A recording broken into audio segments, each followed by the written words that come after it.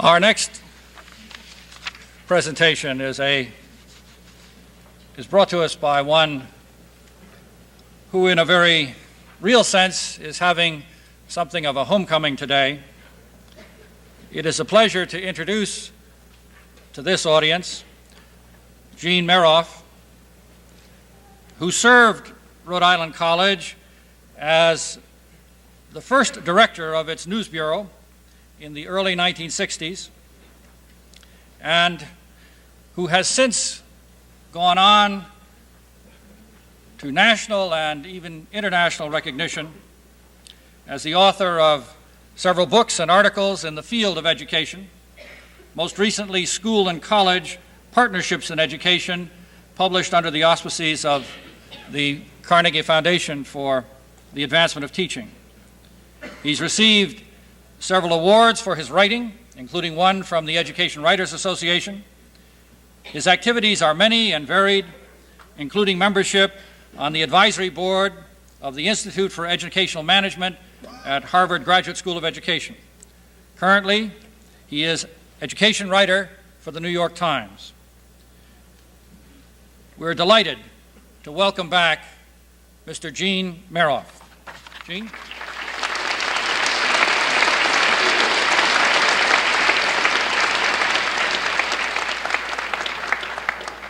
Carlotti, Dr. McMahon, Sweet, platform guests, friends, and graduates.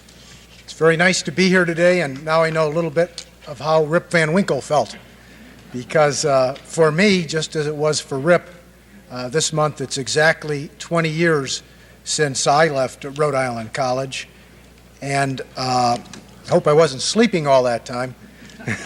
But it is an awakening to come back to a place like this and see the changes and to remember what it was like. It had just had 1,000 students for the first time, and Adams Library was just opening then, and the dining hall. I remember in this auditorium, among the many attractions I had a chance to hear, there was folk singer Josh White, and Helga Sandberg gave a lecture here. And I also recall that there was supposed to be a student performance in this auditorium one weekend that was canceled. It happened to be in November 1963 when President Kennedy was assassinated, and that was canceled in respect for that. But I remember Rhode Island College as a very warm and friendly place, and from what I've been exposed to on this return, I feel that it still hasn't changed in that respect.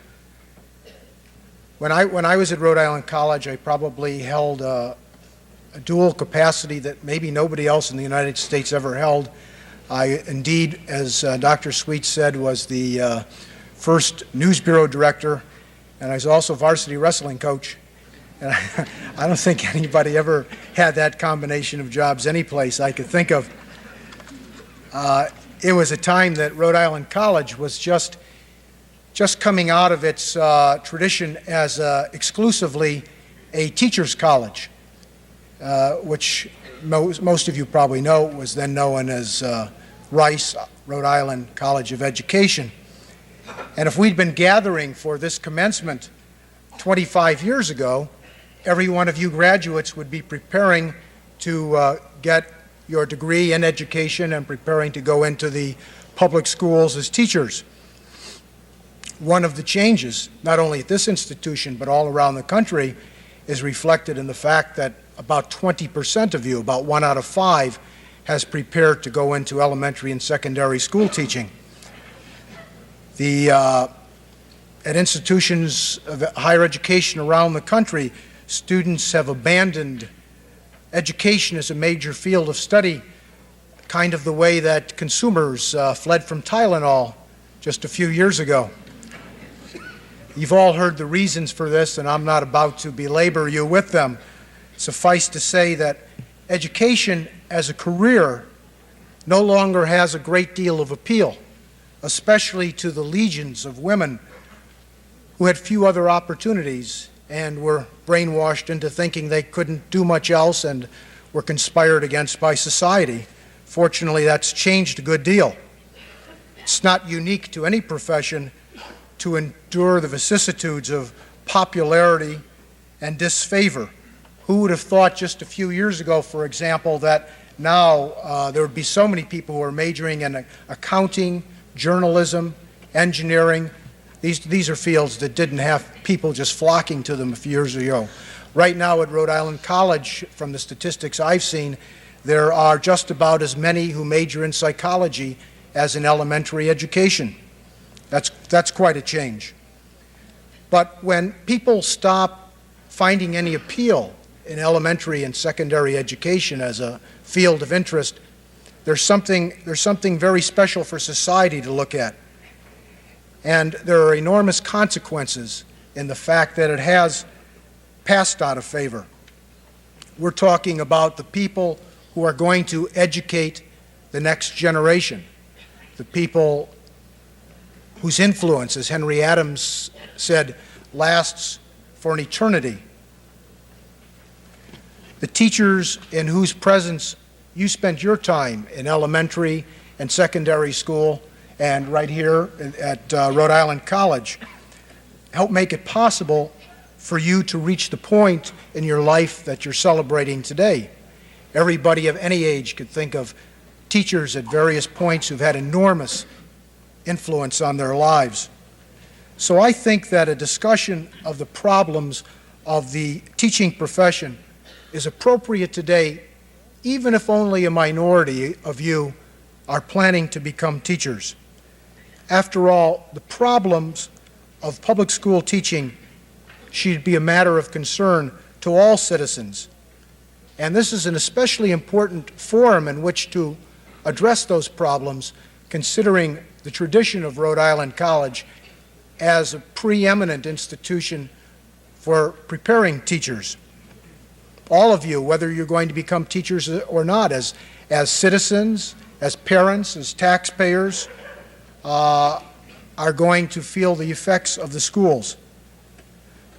Some say that education's vanishing appeal as a profession can simply be reversed by offering people more money to become teachers.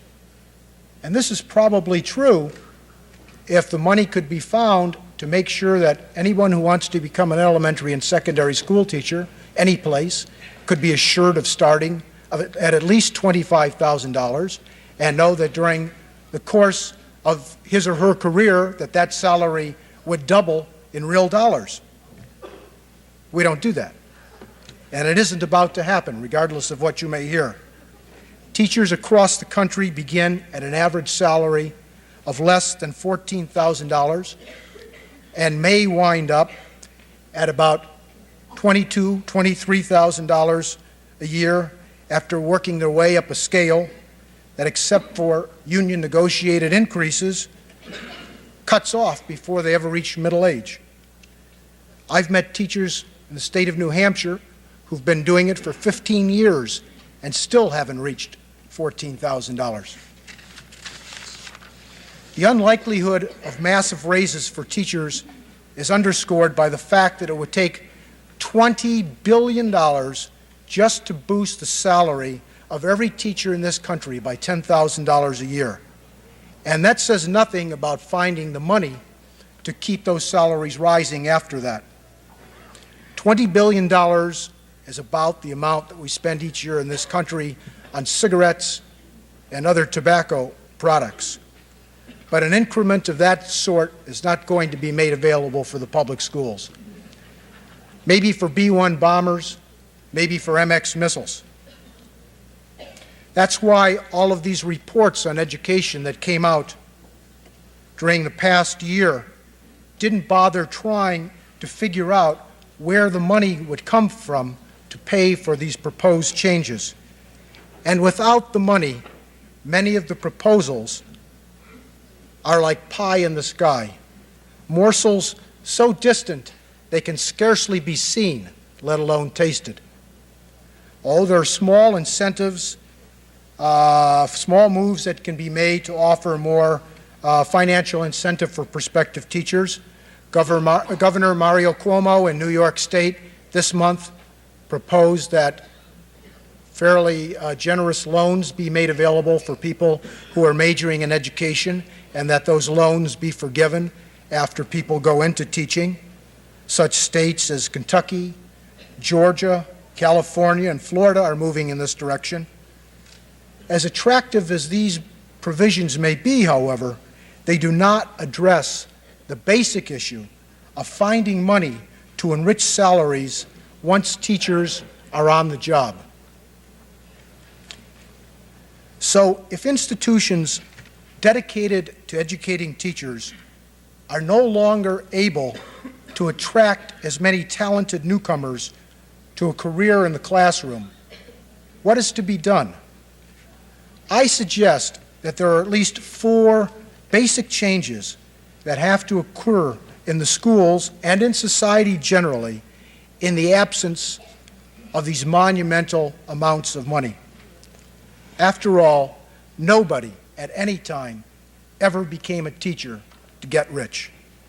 But there were non-material rewards that helped make the career worthwhile and offset the disadvantages of low pay.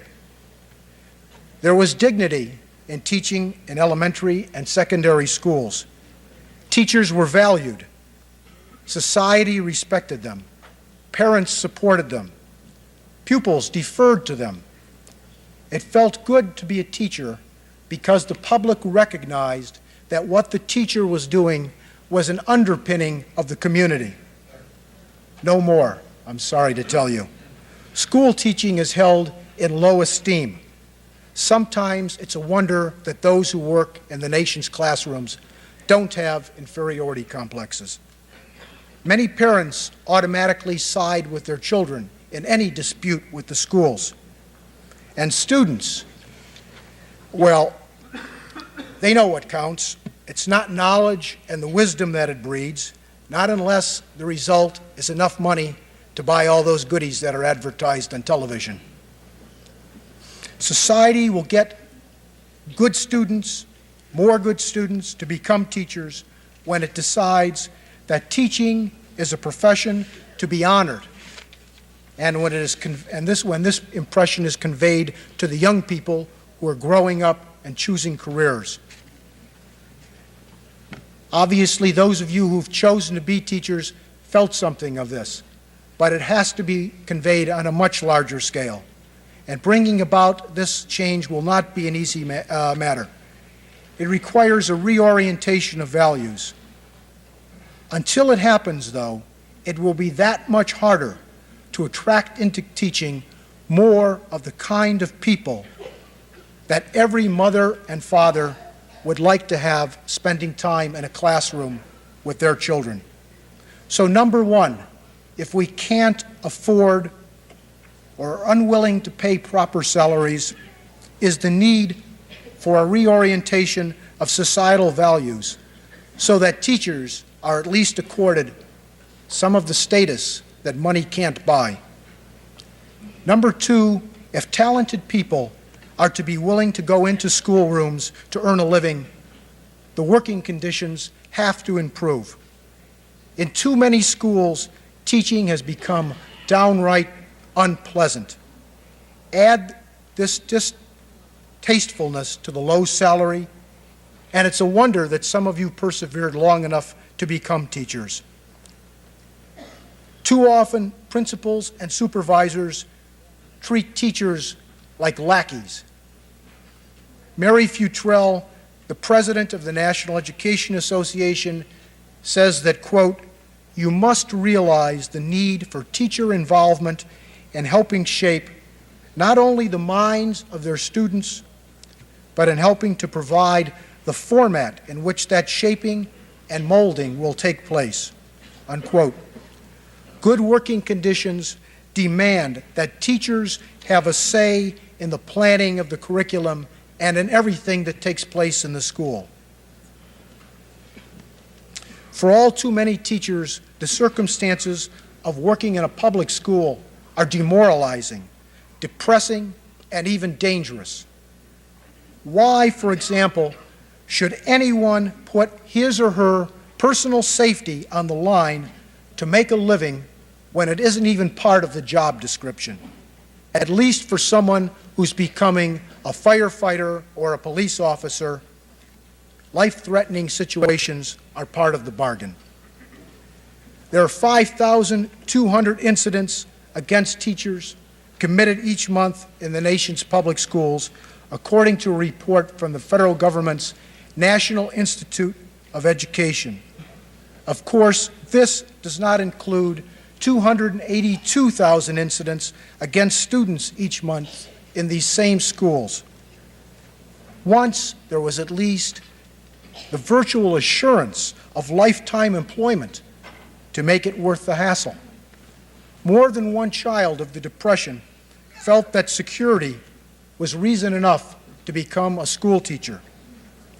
Ask some of the teachers up in Massachusetts, where Proposition 2.5 became law, what shortages of tax revenues have meant to the guarantee of a lifetime job.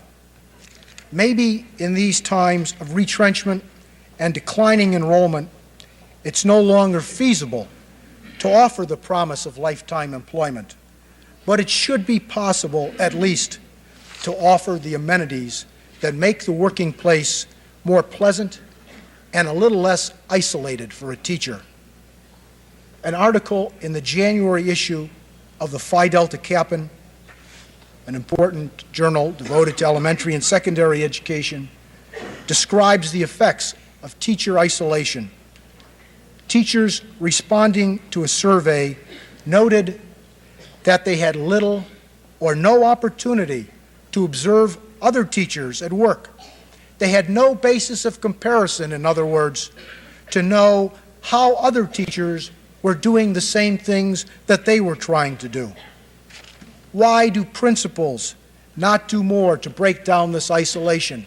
Why don't school boards, school committees, why don't they see the necessity for this so that teachers can feel that they're part of a collegial effort? How often do school systems relieve teachers to be able to observe their colleagues? Not very often in most school systems. Most schools don't show this kind of consideration for teachers. Did you ever hear, for example, of a principal who sent around coffee to the teachers?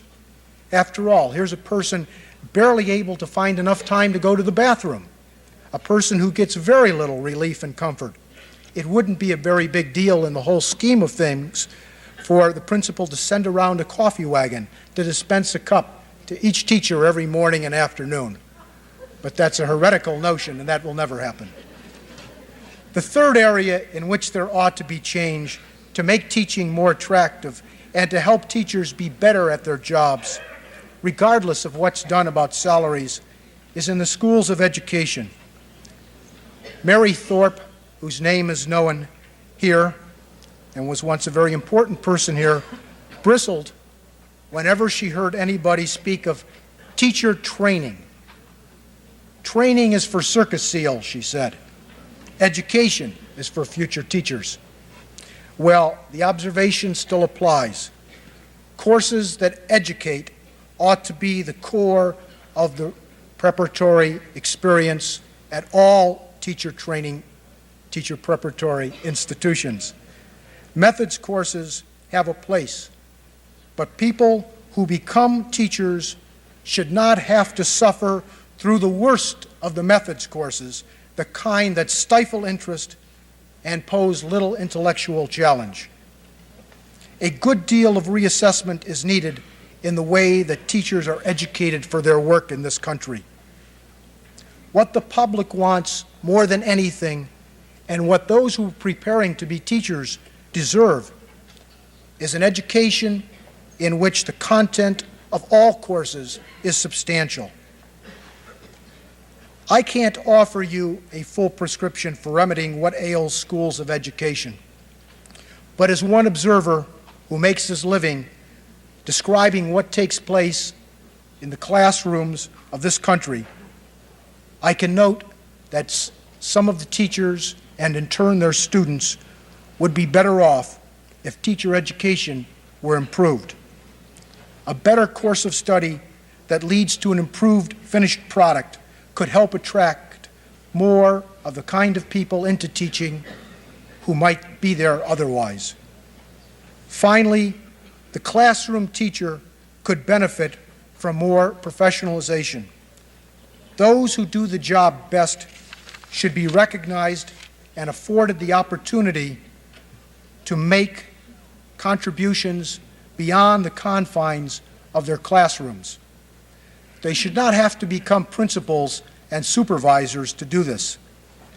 They should be given time to share their thoughts and their expertise with their colleagues who would be better teachers, who would gain from being involved with each other. I don't want to foment a debate here over the desirability of merit pay or career ladders or master teacher programs. Suffice to say that new approaches are needed to make certain that teachers remain stimulated and stimulating. This should be no threat to teacher organizations. They, in fact, should be invited to contribute toward discovering and designing some of these initiatives. Professionalization also demands that if teachers are going to be required to take courses once they are on the job, so-called in-service credits, those courses ought to be more than simply empty academic credits. Too many institutions of higher education have viewed in-service simply as a way to generate tuition income and keep education professors employed. Teachers know when they're being fed slop instead of something nutritious. But teachers, too, have an agenda. And when they need the courses to get more money on the ladder, they swallow hard and become accessories to the deceit. Some schools of education have abandoned such practices. All of the better ones in this country have. But you have to remember that almost half of all of the four-year colleges in this country have teacher education programs. And although the leaders may have improved, there are still a lot of institutions in this country turning out teachers that have not made the improvements. The whole idea is for teachers to be encouraged to grow as professionals, not to stagnate, as unfortunately so many have done. There should be more interest in this country in holding on to the best teachers rather than worrying about getting rid of the bad teachers. And if money is not going to be made available in large amounts, and even if it were, the route to this goal is greater professionalization. Lest you get the wrong idea, I don't want you to leave thinking that I'm letting teachers off the hook for everything that's gone wrong in the schools. There are many things that teachers have no control over in the schools. But there are people who've become teachers, and all of us along the way in our education have experienced some of them, who never should have become teachers in the first place, or who should have turned in their license a long time ago. Teachers have to accept a certain amount of the responsibility for the massive failure of the schools in the inner cities of this country, where so many of the minority children are consigned to life's scrap heap. But the matter before us is the crucial issue of attracting some of the best of America's young people, more of the people like those in this auditorium who've chosen to become teachers, into that same career. Those who set policy for the public schools must be more creative.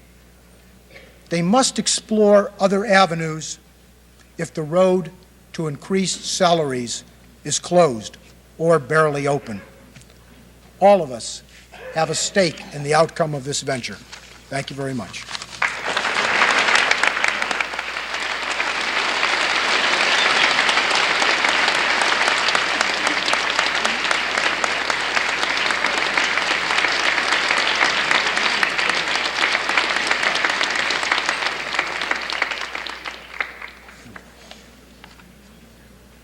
Gene, those of us who are involved today with teacher education,